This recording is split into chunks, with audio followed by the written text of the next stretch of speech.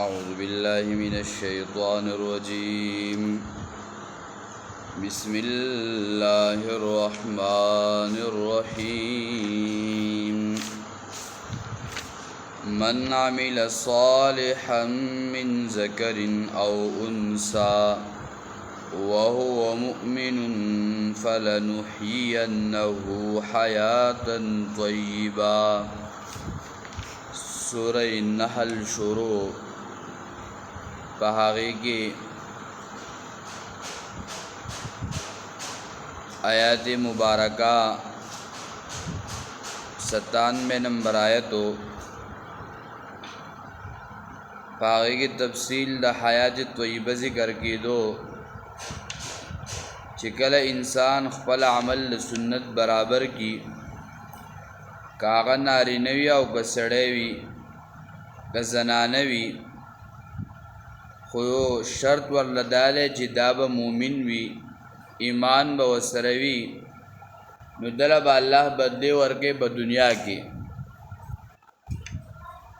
او اللہ بورد حیات طیب ورکی یعنی جون او رزق دابی فراخ وی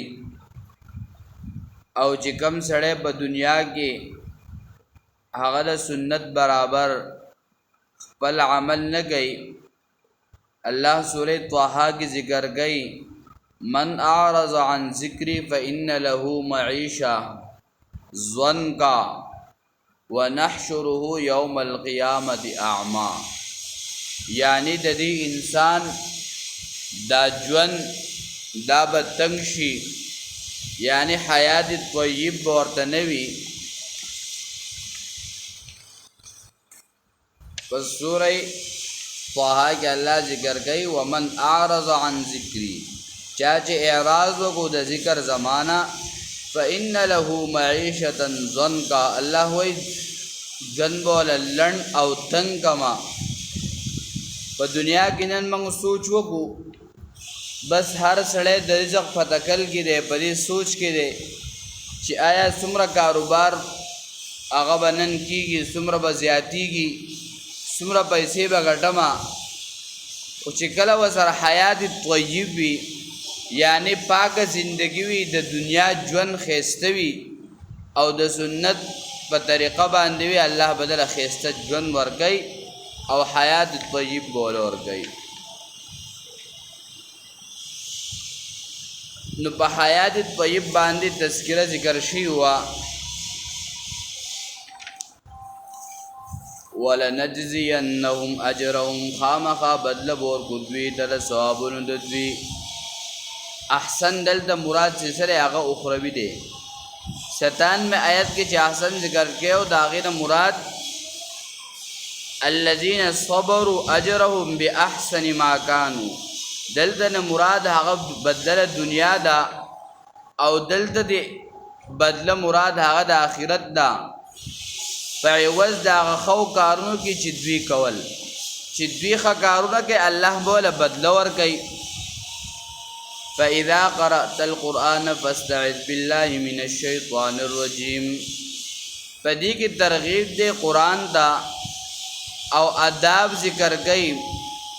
او دا آیت متعلق دے بدلیل دا وحی سرا زکا مخ کے ذکر شیو تبیانا لکل شی چی پدی کے دا ہر سیز وضاحت تے نو دا تلاوت دا حقی آداب ہم پکار دی. دا شانت اللہ وی ونزلنا علیک الکتابا چی بتابا اندی اللہ جل شانہو کتاب نازل کردے چې پاغې کې د شرک او د ظلم نه ځان بچ کولی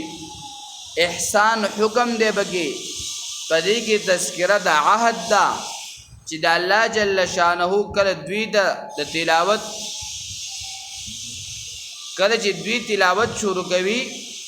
نو پناه بچا سره غواړي د شیطان نه بغواړي زګه چې دا شیطان په وسوسو سره یا د دې انسان پدی زړه کې اچون کې او هغه غافل کون کې شیطان دی چې د الله دغه عهد نه داغې نه سګي داغې نه محرومه کوي. نو بدی کی مراد عدل بگی ذکر دے، احسان بگی هم ذکر دے، فحشا بگی هم ذکر دا، بغی بگی هم ذکر دے. چې کله اداب او خیال وساتل شي نو الله د دنیا او د آخرت خیر ورکوي انسان لا، او د الله د رضا سبب ګرځي، او الله ولا حیات طیب ورکوي. نو چې کله دا انسان حیات طیب یعنی خیسته ژوند ترلاسه کوي، خیسته ژوند تیری، نو د هغه کارونو په وجه باندې به د دغه په وجه به شیطان راځي، د دې حیات طیب نه به دا انسان منع کوي. نو کله به دا شیطان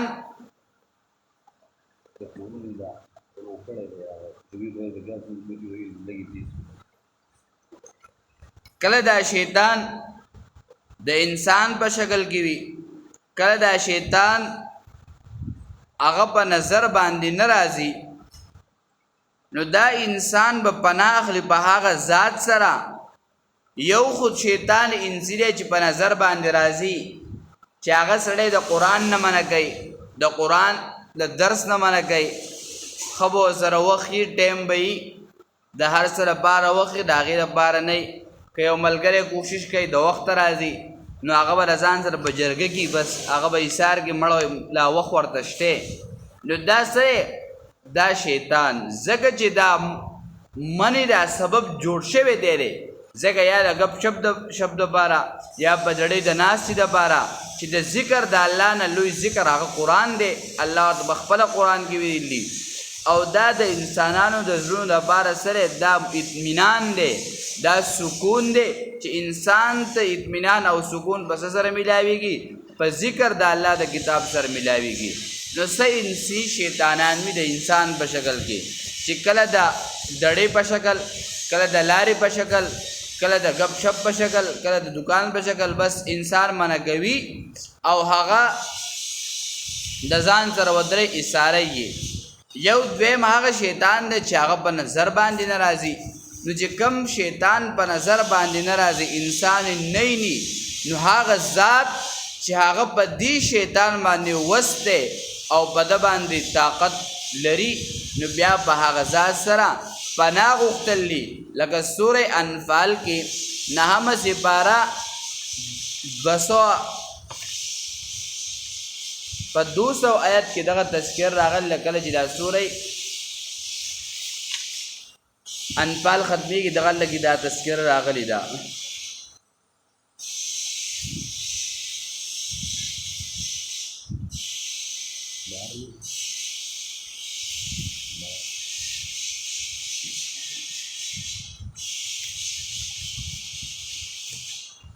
اللہ پاک بلغ آیات مبارکہ کی سگئی ذکر کئی.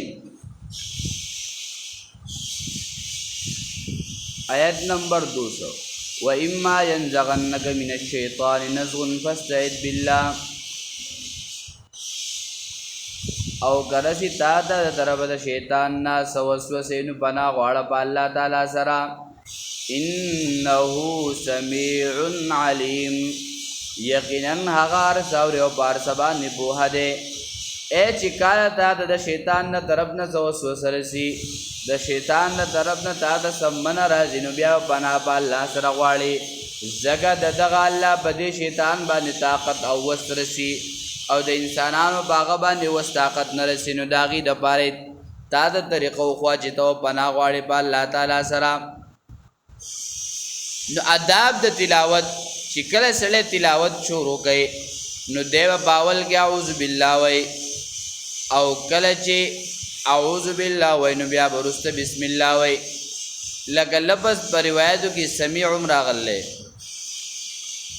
اعوذ بالله السمیع العلیم من الشیطان الرجیم. نو دلته څلور خبرې مخکې عمل صالح ذکر کو، نو د ټولو نه غوره عمل صالح هغه تلاوت د قرآن پاک دی. نو پای کې آداب ذکر کوي. حافظ ابن کثیر رحمه الله ذکر کړی دي چې اول کې بسم الله ویل دا د جمهور علماء رائے ده. بیا تفسیر قرطبی ولا وجه ذکر کړی ده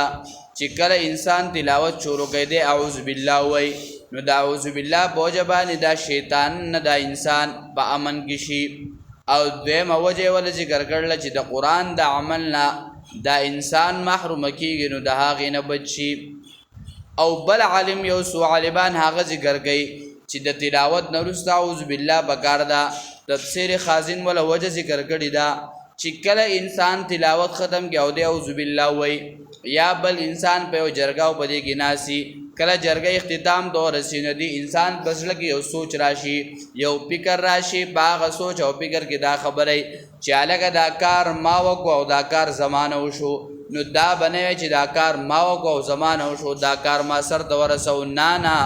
دا هر څه الله وکړل، زه ذریعه جوړه شم، منګی اسباب جوړ شو، بلکې هر څه کوونکی یو الله دی. نو چې کله انسان دا کار وکي نو د اعوذ بالله وای، نو د دغه په وجه پړلګه چې کم وسوسه راغلی، کم کار راغلی، نو دغه وسوسه په دغه اعوذ بالله سره ختم شي، نو د کامل اجر او ثواب ملاو شي. نو د دې وجنه بعضې مفسرین وایي چې اول، بعضې وایي اخر کې، نو د دواړو دپاره وجې ښه. اوس غوره کومه ده؟ غوره دا ده چې اول کې به اعوذ بالله وي. حافظ ابن کثیر رحم الله دا خبره ذکر کړله. او دریم اعوذ بالله دا صرف د قرآن کریم سره خاص ده، چې کله ته صرف قرآن کریم شروع کې